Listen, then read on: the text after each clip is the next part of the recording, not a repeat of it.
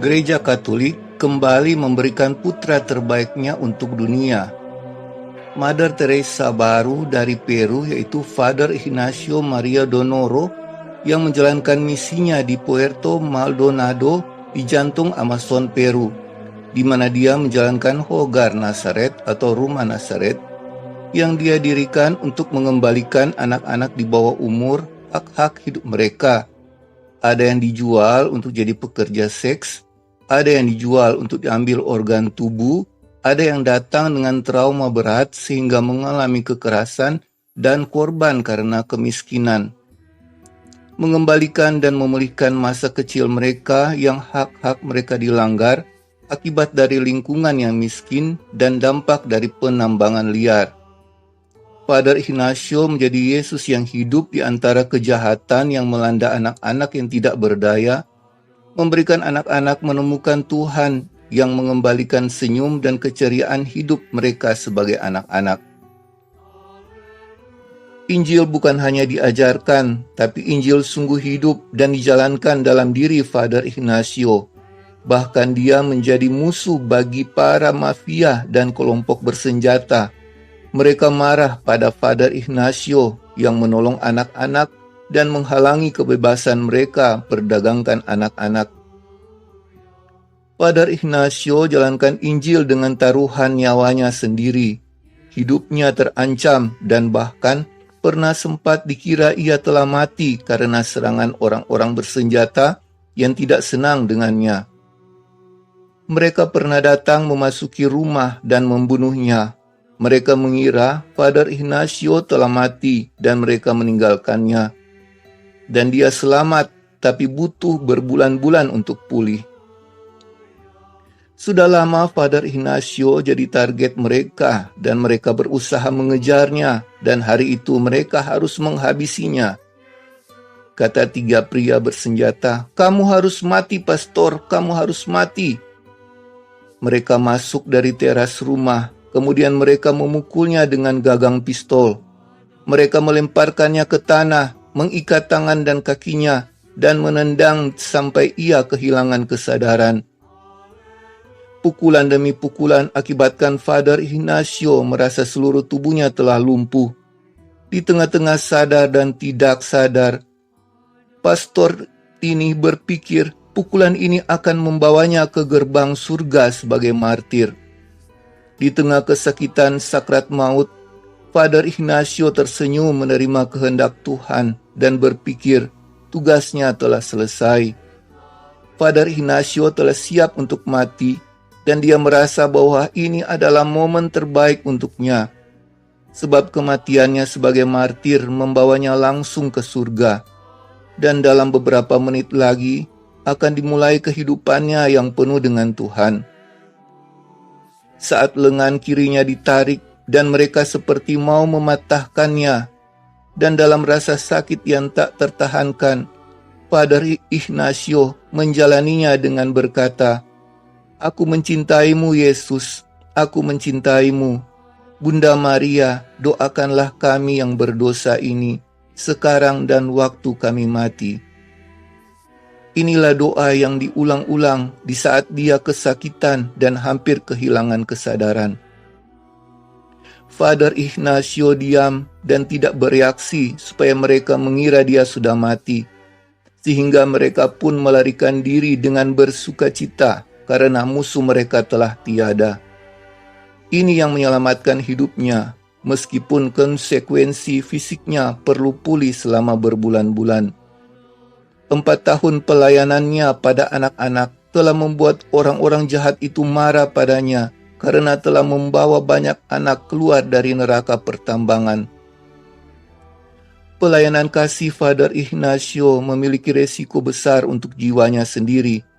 Menolong anak-anak dan mereka yang tidak berdaya berarti menjadi musuh dari mereka yang berkuasa di tempat itu. Tapi Father Ignacio tidak gentar. Semangat membagikan kasih Yesus pada dunia yang lemah tetap berkobar-kobar. Sekalipun hidupnya hampir dihabisi, tapi kesempatan hidup yang Tuhan berikan padanya tetap ia persembahkan untuk melanjutkan karya kasih-Nya. Pelayanannya berkembang. Pembangunan rumah Nazaret sebagai tempat penyelamatan dan perlindungan terhadap anak-anak miskin dan rentan dieksploitasi. Bahkan dibangun lagi rumah Nazaret untuk anak-anak yang belum lahir, dan sudah beberapa bayi yang lahir di rumah itu. Sekalipun dihantui kekurangan uang atau ancaman ketakutan dan bahaya dari mereka yang memusuhinya, tidak mampu menghalangi Father Ignacio bekerja. Father Ignacio Maria Donoro, yang merupakan Mother Teresa baru dari Peru, telah 25 tahun berkarya dan baru menjadi viral setelah surat kabar ternama di Spanyol menulis artikel yang sangat menarik di mana seorang imam Katolik berpura-pura menjadi penjahat untuk selamatkan seorang anak lumpuh dari kematian karena perdagangan organ. Dari kabar itulah semua karya kasihnya terungkap. Bagaimana kisah Father Ignacio menyelamatkan Manuel yang lumpuh yang lagi viral? Sebelumnya jangan lupa like, share video ini ya. Yang mau titip komentar dipersilahkan. Yang belum subscribe channel ini di-subscribe ya. Yang mau mendapat informasi video-video selanjutnya, hidupkan lonceng.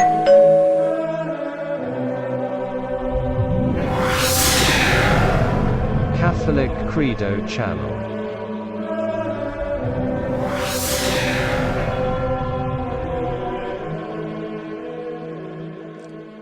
Perjalanan hidup Father Ignacio mengalami perubahan besar ketika bertemu dengan Manuel yang lumpuh. Tuhan yang mau memakai Father Ignacio untuk jadi saluran berkat kasih-Nya memperlihatkan bayangan Manuel dalam pikirannya. Penglihatan yang mengerikan itu terjadi saat Father Ignacio suatu malam tidak bisa tidur dan merasa tidak enak dan bertanya-tanya apa yang harus dia lakukan. Dia coba menulis untuk menghilangkan perasaan yang tidak menyenangkan. Tiba-tiba bayangan anak berusia 14 tahun muncul dalam pikirannya dengan kekuatan besar. Terlihat anak ini memiliki gerakan yang aneh yang sepertinya setengah dari tubuhnya lumpuh karena penyakit. Dia mengenakan kaos Real Madrid.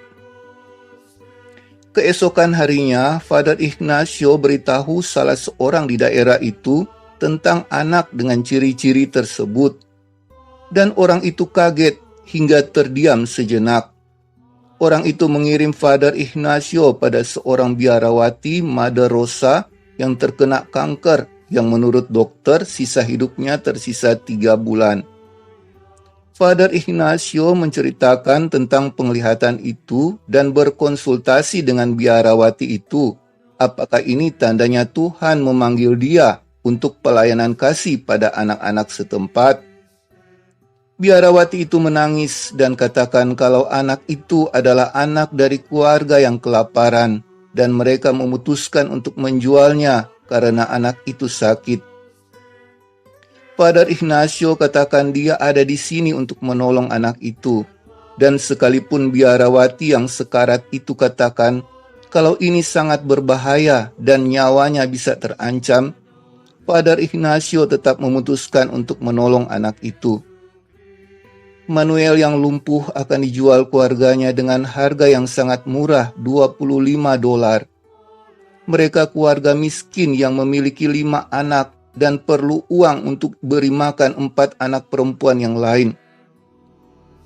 Keluarga ini telah putus asa dengan anak yang sakit hingga lumpuh ini dan berpikir, anak ini akan mati juga nantinya, jadi sebaiknya dijual saja.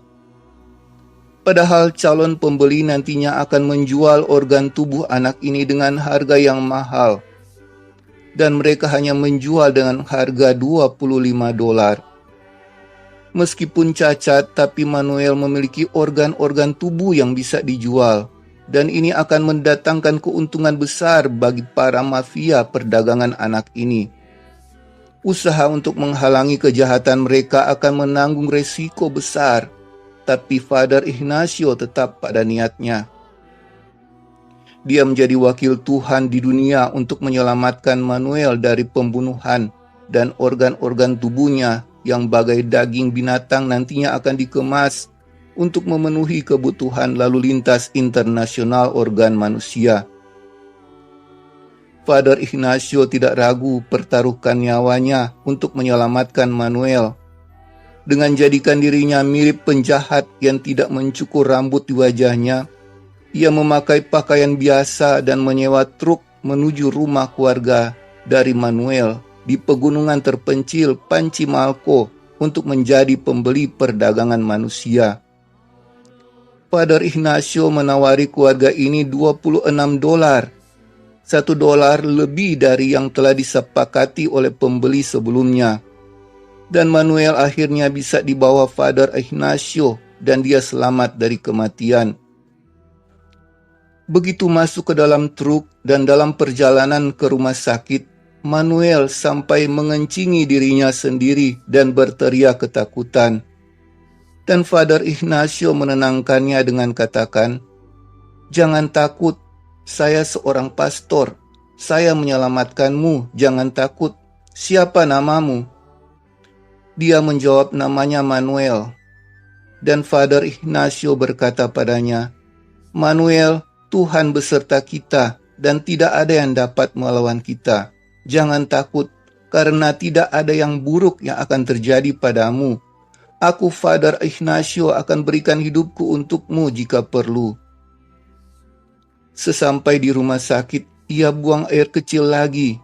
Dan ketika dokter meminta bajunya dilepas dan memeriksa tubuhnya, ia ketakutan mengira itu saatnya dia akan dibunuh.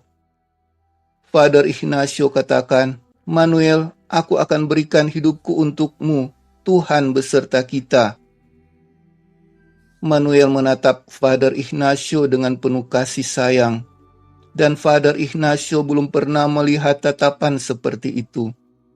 Itu tampaknya seperti tatapan Tuhan. Dan Father Ignacio merasa Tuhan ada di hadapannya, meminta bantuannya. Akhirnya dengan terapi rehabilitasi intensif, akhirnya Manuel pulih dari kelumpuhannya. Ini awal pelayanan Father Ignacio karena Manuel orang yang mengubah hidupnya. Dan ia menyadari ada banyak Manuel dan Manuela yang perlu dibantu. Ini panggilan hidupnya dan ia tidak takut dengan ancaman bahaya dan ketakutan yang diciptakan jaringan penjahat yang mencari keuntungan dari kemiskinan penduduk setempat. Prinsipnya, jika Tuhan beserta kita, siapa yang dapat melawan kita? Sekalipun di awal pelayanannya di tahun keempat, jiwanya nyaris dihabisi oleh mereka yang anggap dia sebagai musuh mereka, tapi Father Ignacio tidak gentar dan tetap membawa kasih hingga sekarang sudah berjalan 25 tahun dan telah ribuan anak yang dia tolong. Bukan hanya yang jadi korban perdagangan organ dan yang jadikan mereka budak dalam prostitusi. Anak-anak yang jadi korban kekerasan dan pelecehan juga datang padanya. Kadang mereka datang padanya bagai binatang yang merangkak. Salah satunya adalah Tarek yang merupakan korban perkosaan dengan cara penyiksaan. Ini menjadi salah satu kisah dari ratusan bahkan ribuan kisah yang terjadi dalam pelayanan Father Ignacio. Setiap kali seorang anak, perempuan atau laki-laki datang, dan mereka bagai binatang terburuk, mereka datang lagi dan itu terus terjadi. Anak-anak yang tidak terlihat layaknya anak-anak yang merangkak karena tubuhnya lumpuh dengan luka-luka di tubuh. Banyak yang tidak tahu berbicara karena tidak ada yang mengajari mereka. Mereka hanya mengeluarkan teriakan dan pukulan, menggigit dan meninju yang merupakan cara mereka berkomunikasi. Dan Father Ignacio menampung semua anak-anak laki-laki dan perempuan yang keluar dari tempat pembuangan sampah. Untuk nantinya mereka akan dia jadikan insinyur. Father Ignacio melakukan revolusi sosial yang sebenarnya. Bukan kata-kata khotbah yang diajarkan, tapi khotbah pada dunia lewat penerapan langsung dari ajaran Yesus untuk memanggul salib bersama Tuhan, menyangkal diri, melupakan diri sendiri, untuk berikan kasih, berikan hidup pada yang membutuhkan, memberikan kehidupan di tengah dunia yang kesakitan karena sakrat maut. Mother Teresa baru telah hadir di pedalaman Peru.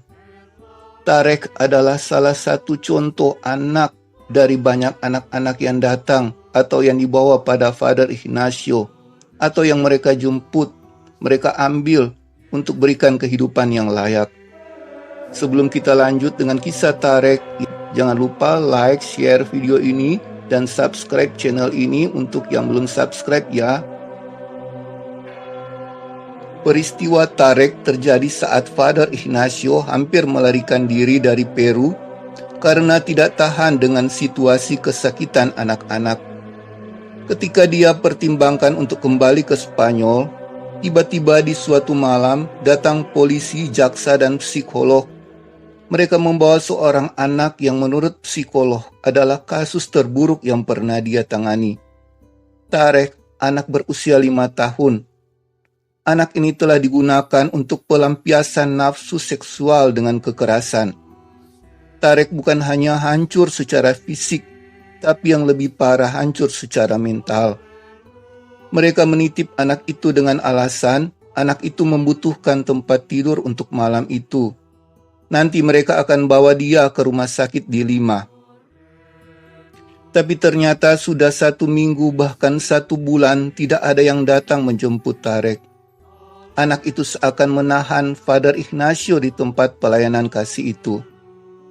Tarek yang sangat kotor yang dibesarkan di area penambangan ilegal dan yang telah membakar kulit dan rambutnya, bahkan kulitnya membengkak karena parasit. Penampilannya yang kotor dan buruk rupa tidak membuat Father Ignacio dan rekan-rekannya menjauhi dia, tapi sebaliknya timbul belas kasihan untuk menolongnya. Tarek terus-menerus berteriak tanpa henti. Father Ignacio mengira 1 jam pasti anak ini kelelahan dan berhenti sendiri. Ternyata tidak. 2-3 jam berlalu, dia tetap berteriak, dan saat itu sudah jam 2 tengah malam dan tidak tahu apa yang harus dibuat. Father Ignacio teringat akan wanita penjual es krim, dan dia bangunkan wanita itu untuk membeli es krim. Father Ignacio memasukkan es krim ke mulutnya dan Tarek terdiam. Father Ignacio menangani Tarek semampunya. Kadang dia banyak berteriak, dan Father Ignacio dan mereka yang ikut terlibat dalam pelayanannya datang dan memeluk Tarek dengan kasih hingga ia terdiam. Father Ignacio menyembuhkan fisik dan mental Tarek hingga anak itu mendapat kembali penampilan aslinya dan traumanya sembuh. Dan mereka yang menitipnya tidak kunjung datang. Salah satu yang paling disukai Tarek jika Father Ignacio ajak dia menyanyi dan menari di jalan. Itu membuat dia sangat terpesona dan mereka selalu melakukan untuknya. Mereka yang menitip Tarek tidak datang menjemputnya hingga suatu hari anggota pengadilan muncul bersama polisi yang pernah membawanya. Mereka tidak percaya melihat Tarek yang sudah pulih baik fisik maupun mental. Polisi yang membawanya menangis dan mereka bertanya apa Tarek mau pergi bersama mereka di rumah yang lebih bagus atau tetap tinggal bersama Father Ignacio. Tarek katakan pada mereka, "Saya tinggal di sini, saya harus membantu Father. Anak-anak ini sangat nakal." Mereka bertanya, apa yang dilakukan padanya? Father Ignacio berkata kalau dia hanya mencintainya karena Tuhan ada di dalam diri Tarek. Sekarang Tarek tinggal dengan seorang bibi yang merawatnya dengan kasih sayang, dan Father Ignacio selalu mengunjunginya. Dan sampai sekarang Tarek masih suka es krim.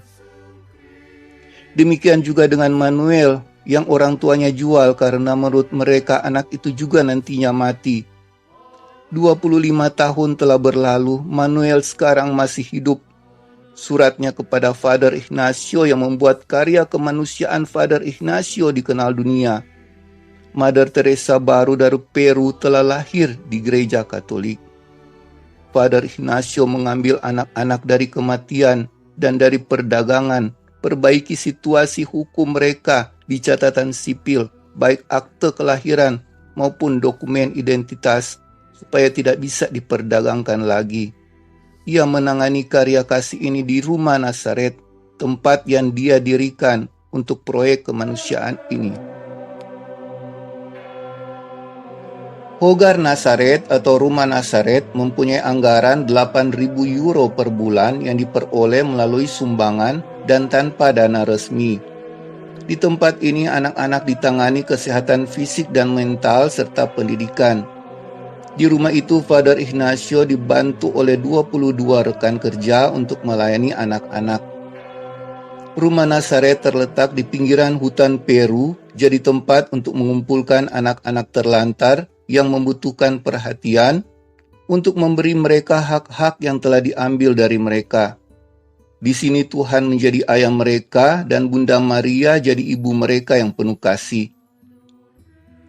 Father Ignacio berkata kalau dia tidak bisa menolak untuk mencintai dan melakukan hal-hal yang kelihatan tidak waras untuk cinta, memberi makna bagi kehidupan.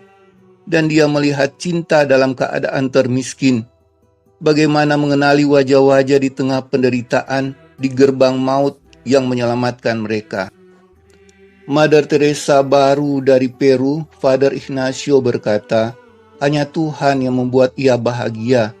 Hanya Tuhan yang dia cari untuk menyenangkannya. Dan dia juga katakan kalau dia tidak bisa jelaskan bagaimana gembiranya memberikan botol susu kepada Maria, atau membersihkan pantat Ivan, atau menangis bersama Wilfredo. Dia merasa beruntung bisa mencium wajah Tuhan yang sama setiap hari, bahkan ratusan kali, lewat anak-anak yang membutuhkan kasih. Dia katakan betapa bahagianya berbagi kasih dengan memeluk mereka, membahagiakan anak Tuhan untuk mempertahankan hak-hak mereka untuk bahagia. Father Ignacio tahu itulah keinginan Tuhan untuk dirinya. Dia dipanggil untuk misi ini, jauh dari tanah air, keluarga, sahabat, tapi itulah yang Tuhan inginkan Father Ignacio lakukan. Hanya untuk Tuhan saja hidupnya, dan itulah kebahagiaannya. Karya Father Ignacio di Rumah Nazaret selain berikan hidup yang layak untuk anak-anak, juga dirikan sekolah teknik untuk menciptakan insinyur dari anak-anak yang dulunya terlantar. Juga lahan sekitar diolah untuk pertanian dan karya terbarunya untuk anak-anak yang belum lahir, dan sudah beberapa anak yang lahir di rumah itu. Hogar Nazaret didirikan dalam perlindungan Perawan Maria, dan di tempat itu Rosario menjadi doa orang miskin dan menderita. Kecintaan anak-anak pada Perawan Maria diharapkan mereka meniru dan meneladani hidup Bunda Maria. Karena tantangan besar yaitu mengelola kengerian yang dialami anak-anak. Anak-anak tidak diajar untuk melupakan seakan-akan tidak pernah terjadi semua yang buruk. Tidak, karena itu benar terjadi. Dan anak-anak diajari untuk belajar mencintai dengan mencintai, mengampuni siapapun yang pernah menyakiti. Karena pengampunan mendamaikan kita dengan diri kita sendiri, juga membebaskan kita.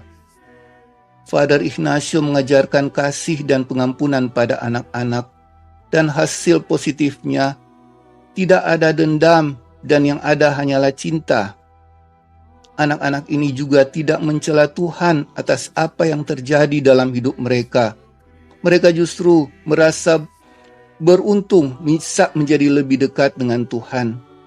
Anak-anak yang sudah pulih selanjutnya dibesarkan oleh keluarga yang mengasihi mereka, dan Father Ignacio secara berkala mengunjungi mereka. Banyak penghargaan yang Father Ignacio terima, banyak sumbangan yang mengalir yang mendukung pelayanannya. Dan Father Ignacio masih memiliki banyak mimpi untuk lebih kembangkan lagi karya kemanusiaannya ini, sehingga semakin banyak anak terlantar dan yang butuh kasih sayang beroleh pertolongan. Tuhan telah memulai karya kasih dalam diri Mother Teresa baru dari Peru, Father Ignacio.